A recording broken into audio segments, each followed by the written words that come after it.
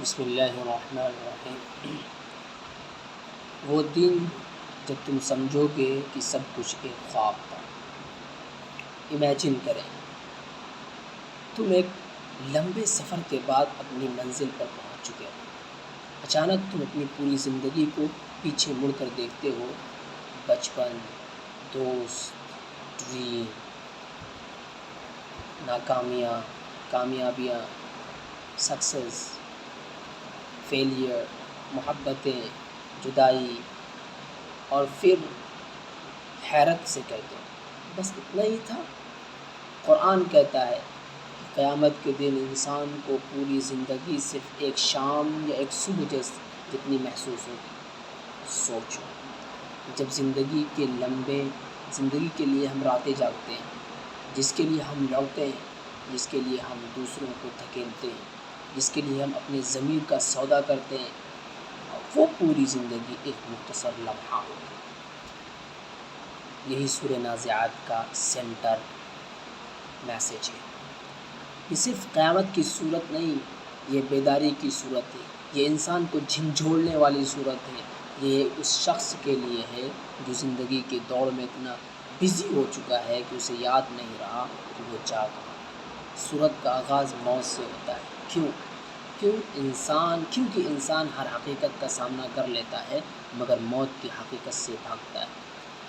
ہم مستقبل کے منصوبے بناتے ہیں، 5 سال کے بعد کیا ہوگا، 10 سال کے بعد کیا ہوگا، ریٹائرمنٹ کے بعد کیا ہوگا، مگر ہم کبھی کبھار ہی سوچتے ہیں اگر کل صبح میری آنکھ نہ کھلی تو کیا ہوگا۔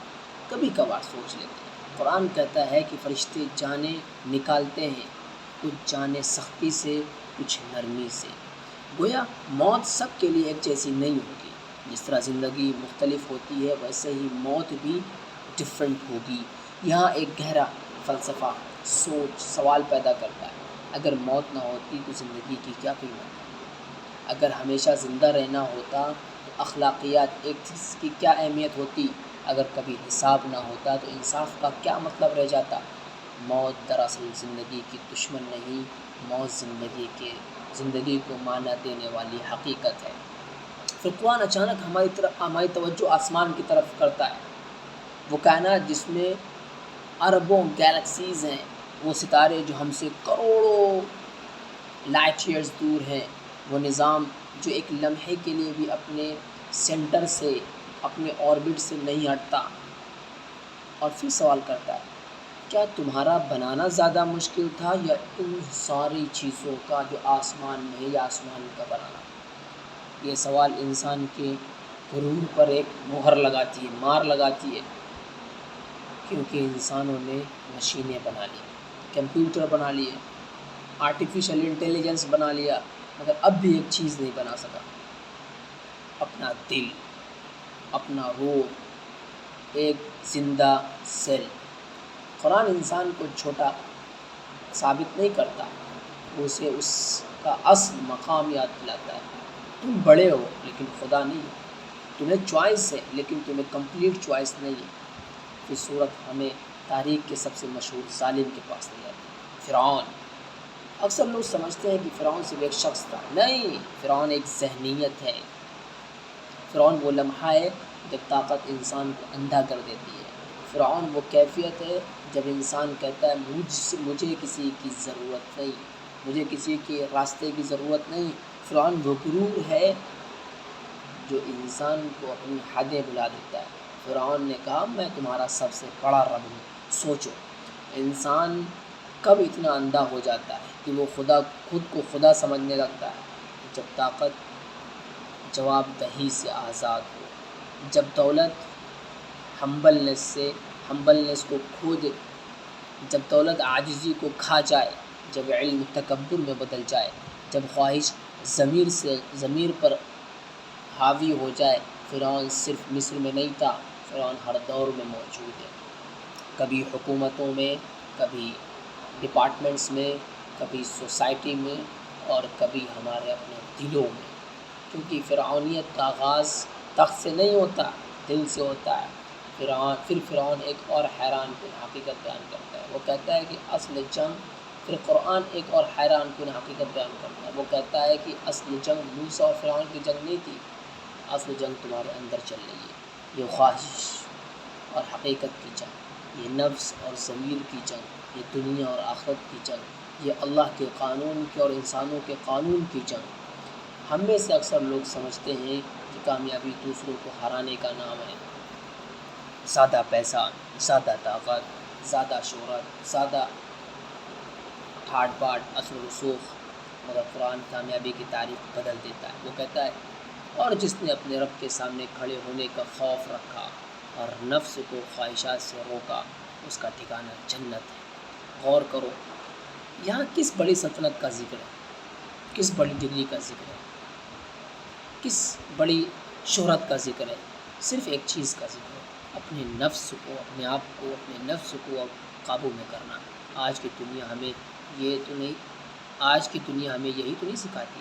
دنیا کہتی ہے جو دل چاہے کرو، قرآن کہتا ہے ہر خواہش آزادی نہیں ہوتی، کچھ خواہشات غلام بھی ہوتی ہیں۔ دنیا کہتی ہے اپنے آپ کو فالو کرو، قرآن کہتا ہے پہلے یہ جان لو کہ تمہارا اپنا آپ تمہیں کہاں لے کر جا رہا ہے، کیونکہ اگر انسان اپنی ہر خواہش کو غلام بن جائے یا غلام بنا لے، وہ آزاد نہیں رہتا، وہ اپنے نفس کا قیدی بن جاتا ہے۔ اور پھر صورت اپنے آخری حصے میں وہ سوال لاتی ہے جو انسان صدیوں سے پوچھ رہا ہے، قیامت کب آئے گی؟ مگر قرآن تاریخ نہیں بتاتا، کیونکہ مسئلہ تاریخ جاننے کا نہیں، تیاری کرنے کا ہے۔ فرض کرو تمہیں آج معلوم ہو جائے کہ تم 1 سال بعد مرنے والے ہو، کیا تمہاری زندگی ویسے ہی رہے گی؟ نہیں، تمہارے فیصلے بدل جائیں گے، تمہاری امپورٹنس بدل جائے گی، تمہاری پرائیورٹیز بدل جائیں گی، تمہارا بولنے کا انداز بدل جائے گا، تمہاری عبادت بدل جائے گی۔ اس لیے اللہ نے وقت چھپا دیا تاکہ ہر دن تمہیں تیاری کا موقع ملے۔ پھر اللہ تعالیٰ اس سورہ کے اندر ایسا سین کریٹ کرتے ہیں جو روح کو بلا دیتی ہے۔ قرآن کہتا ہے جب لوگ قیامت کو دیکھیں گے تو انہیں لگے گا کہ وہ دنیا میں صرف ایک شام یا ایک صبح ہی رہے تھے، بس ایک شام یا ایک صبح، یہی وہ پوری زندگی تھی، وہ زندگی جس کے لیے ہم ایک دوسرے سے حسد کرتے تھے، ہم جھوٹ بولتے تھے، ہم اللہ کے اصولوں کو بیچ دیتے تھے، اللہ کے قانون کو نہیں مانتے تھے، انسان کے قانون کے تابع تھے۔ یہ ایک مختصر سا لمحہ نکلے گا، اس لمحے کے بعد ایک ہمیشہ کی زندگی شروع ہوگی۔ اگر پوری زندگی ایک صبح ایک شام جتنی ہے تو تم اسے کس چیز کے بدلے خرید رہے ہو؟ فالوورز کے، شہرت کے، دولت کے، یا حکومت کے، یا کیسے رب کی رضا کے لیے جس کے سامنے ایک دن تمہیں کھڑا ہونا ہے۔ سورہ نازعات ہمیں ڈرانے کے لیے نہیں آئی ہے، یا ہمیں جگانے کے لیے آئی ہے، یا ہمیں یاد دلانے آئی ہے کہ ہم یہاں پر ایکسیڈنٹلی نہیں ہیں، ہم مسافر ہیں اور ہر مسافر کو ایک دن منزل تک پہنچنا ہے۔ سوال یہ نہیں کہ قیامت آئے گی یا نہیں، سوال یہ ہے کہ جب وہ آئے گی تو تم کون ہوگے، کیونکہ اس دن دنیا تم سے نہیں پوچھے گی کہ تمہارے پاس کیا تھا، اس دن تم سے پوچھا جائے گا تم بن کیا گئے تھے۔